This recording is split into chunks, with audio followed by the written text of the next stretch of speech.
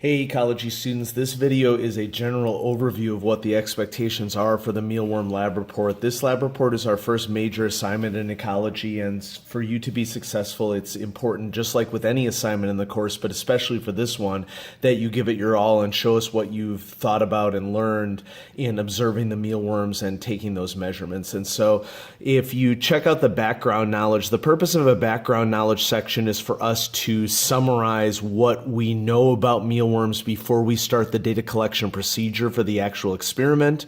And so you're going to be inserting things where you see the green text. If you just want to go ahead and leave the text green so that it's easier for your instructor to see what you added, that would be fine with me. Mr. Campbell may say something different, so you might want to ask him.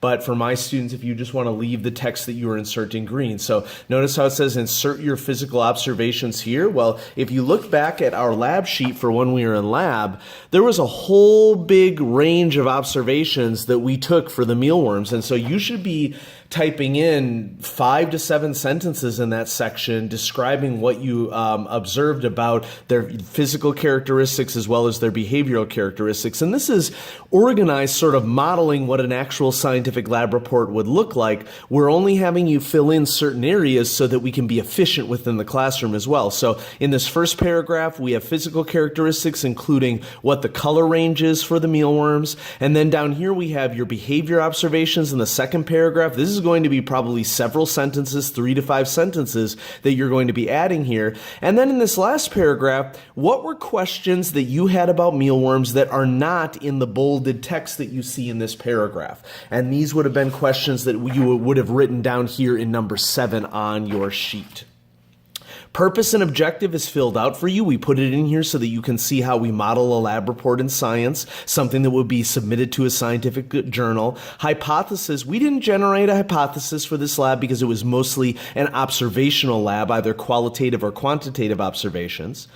Materials, we have listed out what we were using for the lab. Electronic balance, where it says measures to what, just a reminder that we were measuring to the nearest hundredth of a gram.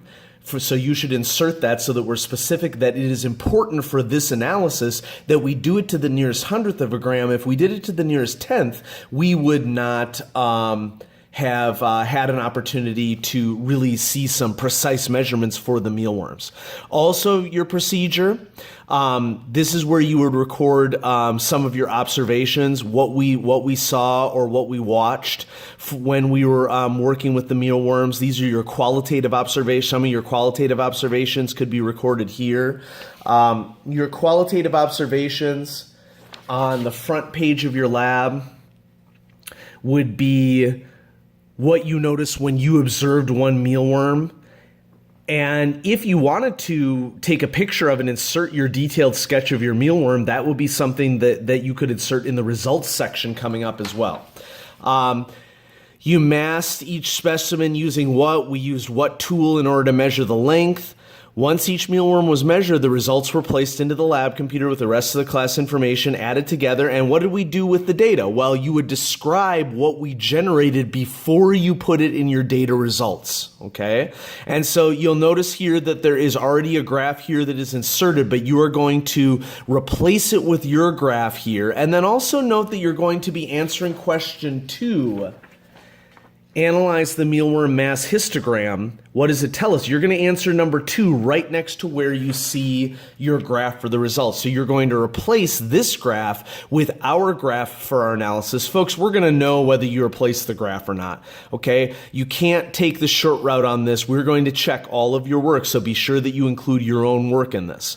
And then as you scroll down, you're going to do the same thing for graph number 2. Graph number 2 was the lengths. So you're going to replace this graph with the graph that you have. Also make sure you answer question number 4 here. That is one of the top things that students leave out when they try to rush through this. You have 2 whole class days to work on this. There's no reason to rush. So you're going to answer question 4 here as well. Finally, we get to the analysis and conclusion, where you are going to answer all of the answers to the questions, as well as answer any of the questions generated in the background knowledge as well. This is in science where we sort of sum up what were the questions that we had at the beginning of the experiment, and what did we learn about that? Well, the questions 1, 3, 5, and 6 are all in the analysis section, analysis of data on your green handout. So 1, what is the difference between qualitative and quantitative data? That's not going to go away. That's a central theme in ecology.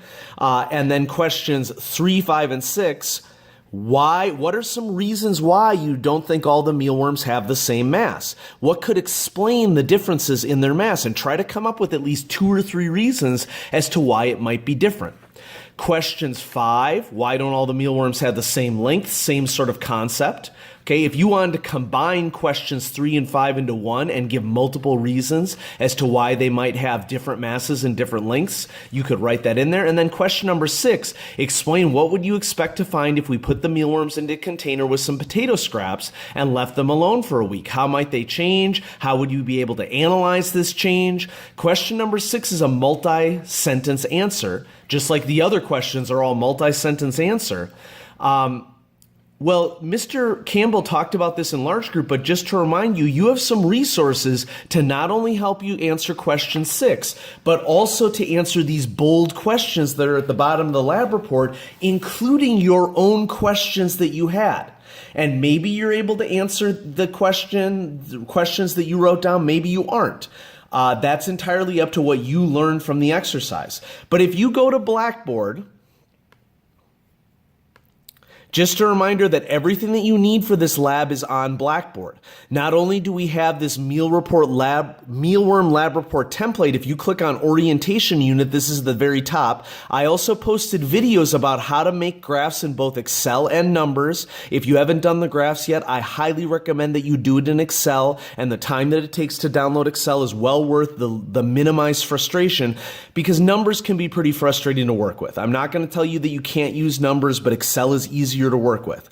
Under this Mealworm Lab Report template, in addition to finding the write-up and the data, you'll also find images of 2 websites that you can use to help you with these conclusion questions, specifically number 6 and answering the questions from the background. So when you click on these, you're going to see additional information about mealworms that will help you to answer some of those questions, as well specifically for number 6, you're going to want to read about how mealworms change, what different stages they go through, and then there's some more information about their natural history that could help you to answer some of the other questions, both in the lab and questions that you have. And so I want to make it very clear to you that when you get to the analysis and conclusion, you should have already answered questions 2 and 4 early in your lab report. You're going to answer 1, 3, 5, and 6 here, plus answering the questions from the background and any questions that you wrote down under number 7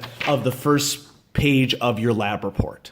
Okay, and so hopefully in watching this video and in watching the videos about how to make graphs, this will help you to get your questions answered. There's only going to be one teacher in the room when you're working on this during class, and so we all have to work together to use all of our resources so that people can get their questions answered all simultaneously. And so this video hopefully helps you to get started, and then check out those videos about how to make graphs in Excel or Numbers, preferably Excel, to help you with that portion of the lab report. Thanks for watching, and I wish you success on your lab report. Remember, depth and breadth, lots of different examples. Think about lots of different perspectives.